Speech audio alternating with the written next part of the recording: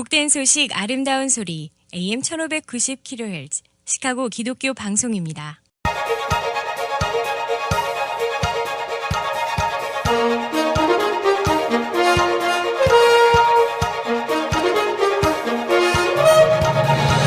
김정일 해설위원의 시사 해설. 세상을 넓게 봅니다. 삶의 지평이 넓어집니다.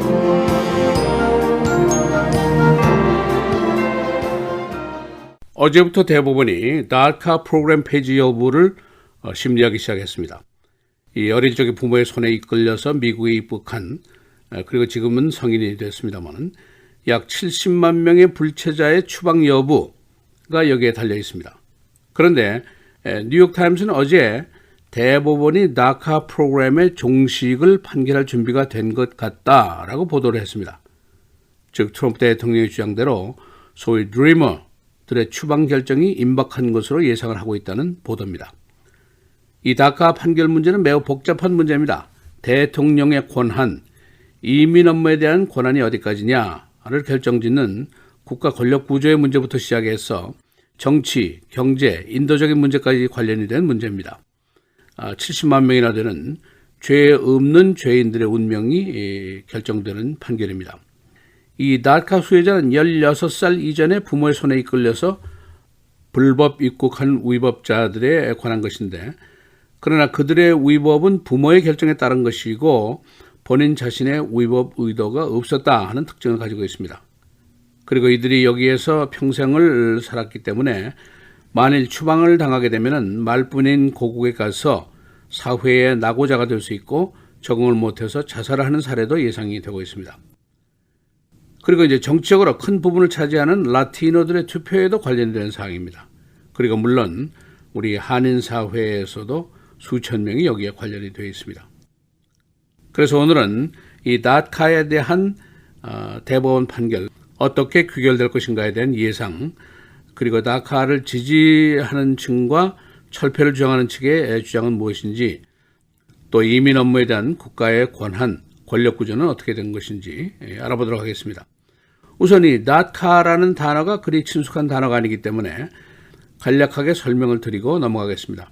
Deferred Action for Childhood Arrivals 이렇게 되어 있습니다. 어릴 적에 미국에 불법 입국한 사람들에 대한 추방 유예 조치를 말합니다. 이 조치는 2012년도에 당시 오바마 대통령이 이 포괄적인 이민 정책을 만들려다가 실패를 한 직후에 우선 젊은이들 일부라도 구제를 하자 하는 의미에서 만든 대통령 명령입니다. 어린 시절에 불법 입국한 사람으로서 그러나 범죄 기록이 없고 학교나 군대에 적을 두었었고 30세 이하의 청소년들은 일정 기간 동안 추방을 유예하고 일할 수 있게 하고 또 그 지위를 재신청할 수 있게 한다. 그런 조치입니다. 그러나 이것이 이제 트럼프 대통령에게는 어울리지가 않는 정책입니다. 자신의 공약 중에 가장 중요한 것이 이제 반이민 정책인데 불법 입국자 추방을 약속을 했었습니다. 그리고 멕시코 국경에 장벽을 쌓겠다는 것이고, 그런데 만일 70만 명이나 되는 불법 체류자들을 용서해 준다면 그의 반이민 지지그룹의 질책을 받게 될 것이 뻔합니다. 그리고 행정부 내에는 가장 강력한 그 반이민에 대한 의지를 가지고 있는 그룹이 있는데, 예를 들면 화이트하우스의 스테픈 밀러 보좌관, 그리고 전 법무부 장관인 세션스 장관, 이런 강력한 그룹들의 폐지 요구가 있었습니다. 그래서 트럼프 대통령이 2017년도 9월에 다카 폐지를 선언했었습니다. 그러나 민권단체라든가 이민 옹호단체 또 일부 대기업들이 이 폐지 선언에 도전을 하면서 제소를 했었습니다. 그 제소가 그동안 하급심 또 항소심에서 다카 지지 쪽으로 나왔었습니다. 그러나 이 조치가 단순한 불체자의 문제일 뿐 아니라 대통령의 권한에 대한 권력 구조에 대한 사항이 있기 때문에 대법원이 결국 어제 이 사안 심리에 들어가게 됐고, 일부 언론들은 대법원이 트럼프의 손을 들어줄 것이다 라는 예상을 벌써 하고 있습니다. 그 근거는 대법원 판사가 지금 9명인데 그중에 5대 4로 보수가 다수입니다.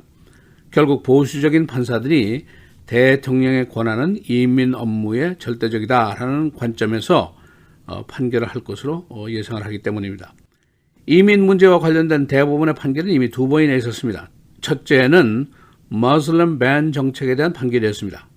트럼프 대통령은 취임 직후에 국가 안보를 위한다는 이유로 머슬림 다수의 여러 나라 국민들의 미국 입국 그 자체를 막았습니다. 그러나 민권단체, 종교단체, 또 세계 여론이 미국의 안보가 특정 종교의 거부로 되는 것이 아니다 하는 이유를 들어서 제소를 했었습니다. 그러나 대부분이 미국의 국경을 열고 닫는 것은 대통령 고유의 권한이다라는 관점에서 머슬림 밴 정책을 지지하는 판결을 내리셨습니다.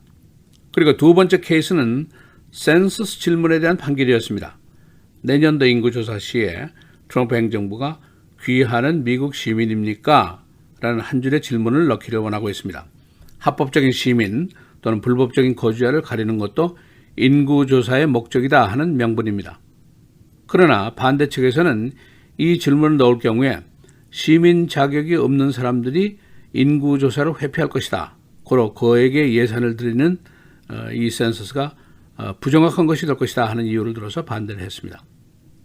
그런데 대법원이 이번에는 진보 측에 손을 들어주었습니다. 질문을 넣지 말라는 쪽에 지지를 한 것입니다. 그래서 이민 업무와 관련해서 대통령의 권한, 행정부의 권한에 대한 판결에서 대법원은 현재 1대1의 판결을 낸 성적을 가지고 있습니다. 이번 달카 판결이 세 번째 판결인데 대법원이 이번에는 트럼프 보수 측에 손을 들어줄 것이다 하는 예상이 언론들에 의해서 나오고 있습니다. 그리고 이제 정치적인 영향도 큽니다. 대부분의 라티노 패밀리들이 달카의 해당자라든가 또는 불법 체류자와 관련이 있습니다. 그래서 이들은 소위 Gang of Eight, 이 상원의원들이 규정했던 그러나 이제 불발로 끝이 난 1,100만 명 불체자의 양성화, 영주권 부여 정책에 찬성을 하고 있습니다. 그런데 이들의 이제 투표인 수가 2016년 선거 시 전체의 12%나 됩니다. 그러나 문제는 이들이 투표 참여에 게으르다는 것입니다. 뉴멕시코는 40%가 라티노 표입니다. 애리조나 21%, 텍사스 28%, 캘리포니아 28% 그렇게 되어 있습니다만은 투표권 행사를 제대로 하지 않으니까 대접을 받지 못하고 있습니다. 반대로 친트럼프 표, 즉 반이민 그룹의 표는 참여율이 절대적입니다. 그래서 트럼프로서는 어차피 한쪽을 잃어야 한다면 라티노 표를 잃어버리는 것이 경제적입니다. 그래서 달카 판결이 추방적으로 나오게 되면 트럼프가 라티노 표는 잃고 그러나 트럼프의 지지 기반인 보수 반이민 그룹의 표는 더 늘게 되고 더 단단하게 결석이 됩니다. 트럼프로서는 만일 그가 달카든 뭐든 반이민 정책을 허술하게 할 경우에는 그의 지지 기반으로부터 betrayal, 배반자라는 공격을 받을 수가 있습니다. 이렇게 이 달카 문제는 대통령의 권한 문제, 법리적인 문제부터 시작해서 대기업의 인력 보유를 위한 경제적인 문제, 또 이산가족이라든가 드리머들의 추방에 관한 인도적인 문제까지, 그리고 선거, 투표 등 정치적인 문제까지 아주 복잡하게 얽혀져 있는 문제입니다. 시사해설 김재일입니다.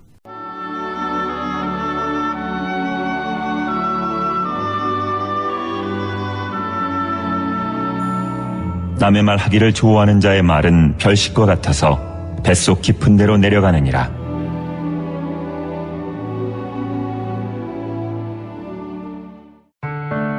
미디어를 통한 세계 선교를 꿈꾸는 KCBS. 이제는 라디오가 없어도 KCBS 시카고 기독교 방송을 실시간으로 청취할 수 있습니다. KCBS 시카고 기독교 방송에서는 쉽고 간편한 라디오 청취 서비스를 제공합니다. 스마트폰 애플리케이션 서비스 안내 앱 스토어에서 KCBS를 검색해 시카고 다운타운 그림의 KCBS 아이콘을 무료로 다운받아 설치하시면 스마트폰으로 실시간 KCBS 생방송 청취가 가능합니다. 정규 방송 시간 후에는 CBS 기독교 방송이 실시간 방송됩니다. 또한 시카고 기독교 방송 웹사이트 kcbs1590.org에서 생방송 듣기 메뉴를 통해 KCBS 라디오를 실시간으로 청취할 수 있습니다. 김정일 해설위원의 시사해설 방송도 스마트폰 KCBS 앱을 통해 매일 청취가 가능합니다. KCBS 앱의 왼쪽 상단에 위치한 메뉴에서 J킴 뉴스를 클릭하시면 다시 듣기 서비스가 가능합니다. 또한 페이스북이나 유튜브에서도 김정일 해설위원의 시사해설 진행 방송 청취가 가능합니다.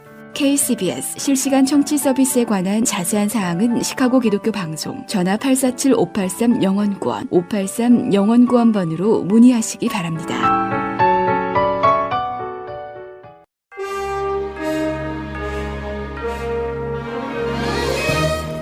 11월 13일 수요일 KCBS 헤드라인 오늘의 주요 뉴스입니다. 하원의 트럼프 대통령 유크레인 스캔들 탄핵 조사가 오늘부터 공개로 전환됩니다.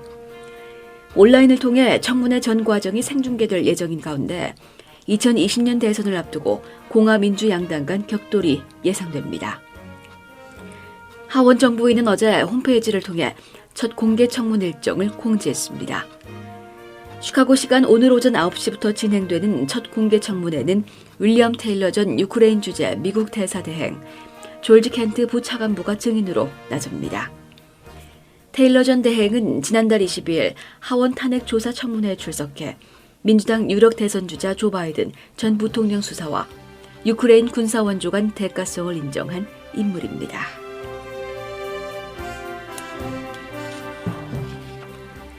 트럼프 대통령이 이른바 유크레인 외압 의혹에 대한 탄핵 조사와 관련해 말실수를 한 믹 멀베인이 백악관 비서실장 대행을 해임하겠다는 뜻을 여러 차례 밝혔습니다. 멀베인이 대행은 지난달 17일 백악관 기자회견 도중 트럼프 행정부가 유크레인 지원을 보류한 이유가 유크레인의 민주당 조사를 압박하기 위해서였다고 말실수를 하자 트럼프 대통령이 분노를 표출했다고 전했습니다. 멀베인이 대행은 자신의 발언 취지가 잘못 전달됐다고 즉각 해명했지만 이미 논란은 불거졌습니다. 트럼프 대통령이 오늘 에르도안 터키 대통령과의 정상회담을 앞두고 양국 관계 강화를 위한 무역 합의는 물론 제재 완화 방안까지 제시했다는 관측이 제기됐습니다. 언론은 어제 트럼프 대통령이 지난주 에르도안 대통령에게 보낸 서한에서 1,000억 달러 규모의 무역 합의를 비롯해 러시아 지대공 미사일 시스템 구매에 따른 미국의 제재를 피하는 방안 등이 가능하다고 제안했다고 보도했습니다. 만약 이런 제안을 받아들이면 터키에 대한 제재를 사실상 완화해주겠지만 만약 거부하면 추가 제재를 단행하겠다는 위협도 했다는 것입니다. 트럼프 대통령의 이 같은 제안은 지난달 터키의 시리아 쿠르드 지역 공격 후 제재를 단행했던 상하원의 민주당은 물론 공화당 의원들을 분노하게 만들고 있습니다.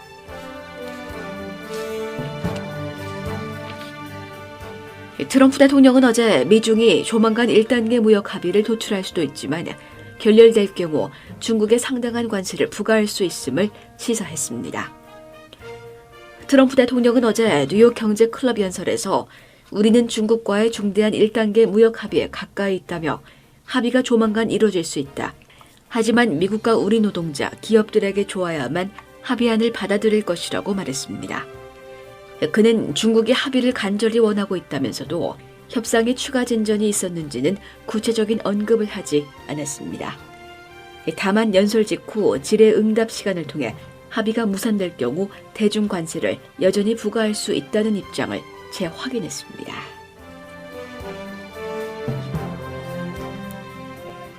중국에서 흑사병이 발생해 비상이 걸렸습니다. 현재 언론은 흑사병 확진 환자 2명이 발생했으며 환자가 이송된 병원의 응급실이 봉쇄됐다고 오늘 보도했습니다. 이들은 흑사병 중 가장 위독한 유형인 페페스트에 감염된 것으로 알려졌습니다.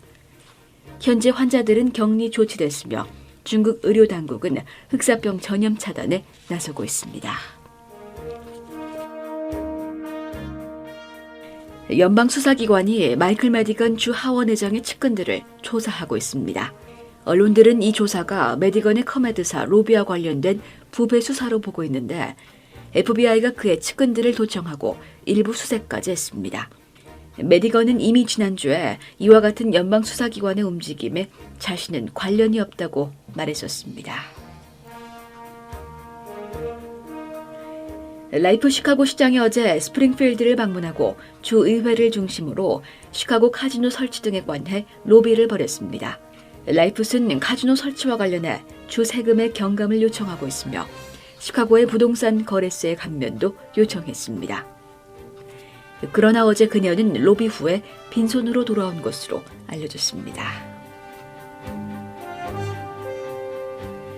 세계 최대 규모의 스타벅스 매장이 오는 금요일 시카고 다운타운 미시간 애비뉴에 들어섭니다.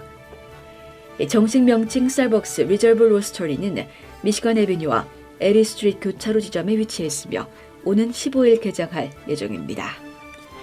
스타벅스 리저브 로스터리는 5층 높이의 35,000 스퀘어피트 규모인데 건축 양식도 극장식으로 큰 관심을 끌고 있습니다. 이 매장에서는 1년에 20만 파운드의 커피가 팔릴 것으로 예상됩니다. 날씨입니다. 오늘은 흐린 가운데 기온은 오전까지 10도대를 유지하면서 매우 추운 날씨 이어지겠고 밤한때 약한 눈이 내리는 곳도 있겠습니다. 오늘 낮 최고 28도, 밤 최저 21도. 내일은 가끔 구름 많은 대체로 맑은 날씨 보이겠습니다. 내일 최고 33도, 최저 19도. 금요일 대체로 맑은 날씨 보이겠습니다. 최고 37도, 최저 27도. 토요일 대체로 맑겠으나 일부 흐린 곳 있겠습니다. 최고 34도, 최저 25도입니다.